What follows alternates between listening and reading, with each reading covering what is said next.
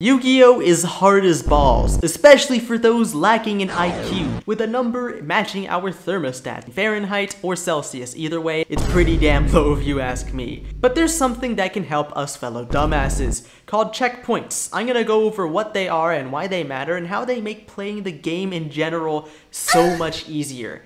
And I'm going to show this off with the biggest brain deck I can think of, DDDs. Simply put, a checkpoint is a game state that you need to achieve in order for the deck to work. And in the case of lots of combo decks where lines aren't as linear as summon Moye, reveal Vishida, summon Token, summon Chijiao, you get the gist, it gets a little bit difficult when it comes to talking about individual lines, like, oh, I need to open Copernicus Griffin, or Orthros Griffin, or Orthros Go, whatever the hell it is, it gets really complicated in these kinds of decks, which is why simplifying it to make certain monster always works. For example, in Punk decks, their checkpoint is making Halqifibrax, and in this case, it's making our broken in archetype Link monster, Gilgamesh. So in this case, I'm going to go ahead and use a Copernicus and Griffin in order to make this Gilgamesh. So we're going to summon the Copernicus, dumping a Necro Slime, and then summon the Griffin from our hand, and then after that we're going to link these two off into our Gilgamesh. This is also a bit of a combo guide for you people wanting to learn DDDs. So then to explain why Gilgamesh is so good in the context of DDDs, basically, it can put any two monsters that are DDDs from your deck into your pen zones as scales, which means you can belch out pretty much anything you really need to, which is really up to your choice. But then again, free choice democracy sometimes leads to our ruin, so we have to make sure we choose the right cards. So the next checkpoint we always normally want to go through is to summon a rank 4 monster.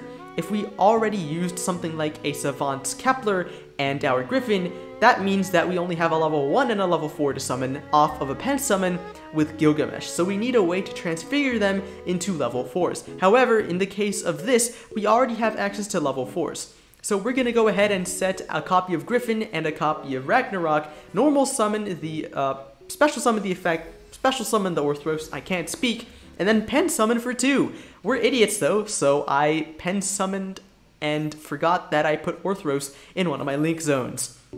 So we're going to go ahead and use some effects. Whatever the case is, I'm still low IQ, so I misplayed here obviously, but regardless, we're then going to go ahead and use these two over here in order to make our Xyz monster that I was talking about, Wave King Caesar. This is one of our checkpoints because we can then use this card to rank up into Tel, and our main goal here is to not only get our Tel, which we can rank up in the graveyard to basically dump a card for free, but we can also dump Caesar to the graveyard in order to search for a Dark Contract that we might not have. In this case, since we already have Dark Contract with the Swamp King, we would want to get something like a Dark Contract with the Gate. So let's go ahead and see how this progresses.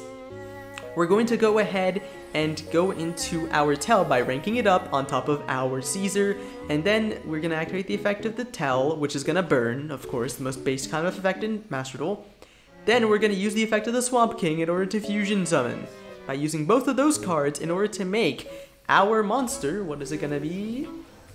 A Chungus! One of our smaller Chunguses, no doubt. Then effect of Tel activates, sending a Lamia, and then Lamia effect activates, we're going to send the Swamp King to the graveyard and summon it. Next, the effect of Chungus activates, resurrecting our Caesar. Afterwards, we're going to link those two off into another copy of Gilgamesh. This is why I love Gilgamesh, because you can send anything you really don't need to the graveyard, and it triggers effects most of the time. We're then going to search for Gate, and then we're going to then use one of our Caesars in order to make our new boss monster, which is Deus, which is basically a monster steal. Very based, very funny.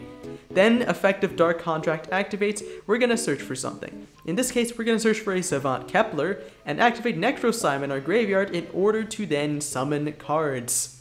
Wow, didn't know you did that in Yu-Gi-Oh! We're going to summon another Chungus, and then after that, we're going to overlay these two into one of our good monsters on end board, which is going to be a copy of Wave King High Caesar, holy shit. And we're gonna set our trap and pass. That's a very basic understanding and demonstration of checkpoint, even though I really fumbled this combo up. this can still win games on its own. And that's pretty much it. I wanted to demonstrate something really quick and easy and also demonstrate how you very basically play DDDs. However, if you would like to see something on DDDs in more detail, go ahead and let me know. However, there's another deck that's really quite complicated that I think it's really worth learning because it's also really damn cheap. That deck is Virtual Worlds and, well, you could probably use a guide on that, especially since Virtual Worlds aren't as simple as VFD Pass. So where do you find a guide on that? I have the answer for you. I made a video very recently, you should go check it out by the way. Anyways, that's a very bad plug out of the way. Peace.